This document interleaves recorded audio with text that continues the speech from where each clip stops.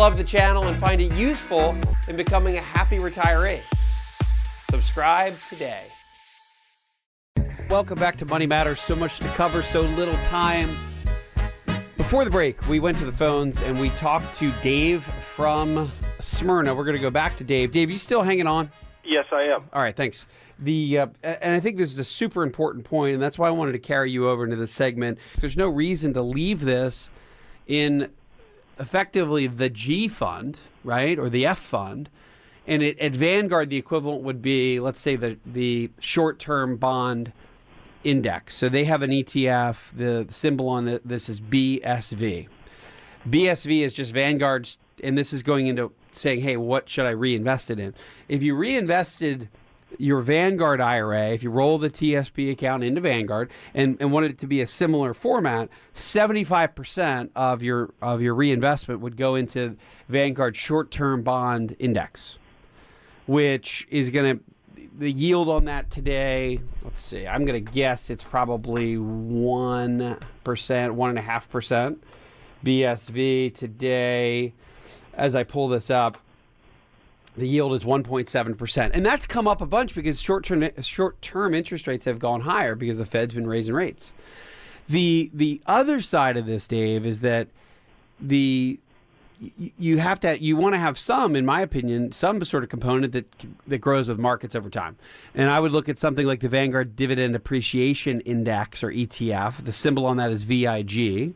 And that is similar to the market, S&P 500, but it has a slightly more focus on companies that are able to raise, and the operative word here is raise the income that it pays out.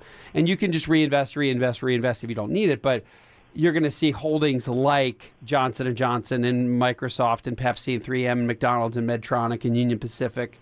That's they have some defense companies. Lockheed Martin has been able to do this. Nike, Costco, some utility companies like NextEra Energy, which is the old Florida Power and Light. Kind of think of Southern Company here in the U.S., but in Florida. So that's the kind of ETF that is market-oriented, market-based, with a dividend or income-leaning twist. I think the real question for you, though, is that what is that percentage? And if you're super, super risk-averse and you don't want to deal with any sort of market volatility, then sure, 20% in that, 80% in bonds would be the way to do that. What you won't find, though, over the next 20 years is a whole lot of growth out of it. And that might be okay for you. But for somebody that doesn't necessarily need it, you don't rely on it, well, that also makes it so that you can deal potentially with a little bit more volatility, a little bit more up and down, so that over time it grows and then you pass that on to somebody. And I don't know if you have kids or grandkids or somebody else that this would go to, maybe it's church or university, but this could really be an enormous amount of money. It's already a big amount, but a really enormous amount in 20 or 30 years if it's invested properly, or right, at least with a little bit of eye towards growth and compounding. So that would be my thought. As you think this through, Dave, my thought would be, if you really don't need to rely on it, do you need to just leave it in short-term bonds that are paying 1 or 2%? And I think that might be an overly conservative position for somebody who doesn't rely on it. Right. Two quick things. This is the Vanguard Index Appreciation Fund. Well, on the stock side of the equation in this conversation, what I've talked about here is the Vanguard Dividend Appreciation Index ETF. There's actually to make it, just so as you look this through, yes, there's a mutual fund version of it and there's an ETF version of it. So there's two different chassis, if you will, two different baskets, but they're the same stocks in both baskets. And you recommend the ETF? It really depends. I will tend to use the ETF because I don't use Vanguard as my custodian. I use Charles Schwab and I use Fidelity. So that's where I custodian funds. Got it. And it's easier to buy the ETF if you're going to use some Vanguard products, if you will, or vehicles. Then when your custodian is someone like Schwab or Fidelity, it's easier just to use their ETF. It's less expensive. You don't have to worry about lockups, if you will, on Vanguard funds, or the trading costs for the mutual funds are a little higher. So that's why I tend to be using I tend to use the ETFs instead of the funds. Right.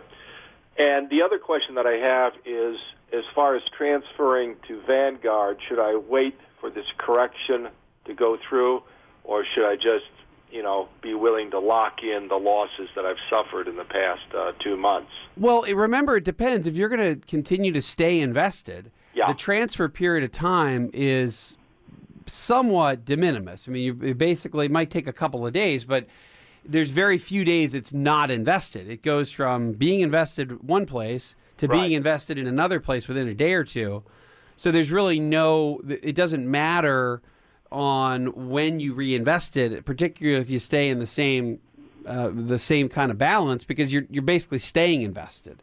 It's all beneath. It goes from a 403B plan into or TSP into an IRA, and it just stays invested.